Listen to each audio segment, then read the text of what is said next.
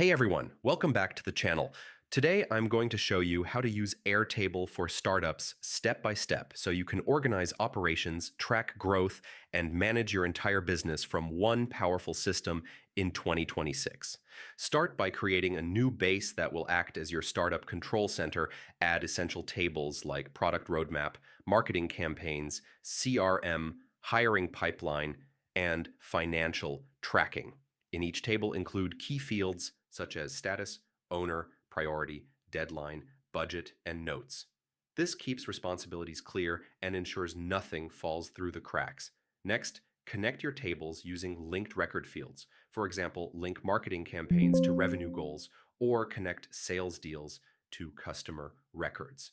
This creates a relational system where data stays connected and updates automatically. Switch between grid, Kanban, and calendar views to visualize your workflow. Kanban helps manage stages, while calendar keeps deadlines organized. To improve efficiency, use Airtable automations. Set triggers like when a new lead is added or when status changes to closed. Then create actions such as sending notifications, assigning team members, or updating related records. You can also build an interface dashboard to display real-time KPIs like monthly revenue, user growth, or completed tasks.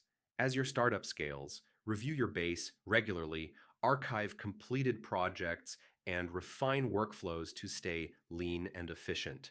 Airtable gives startups flexibility without needing multiple tools. That's it for today.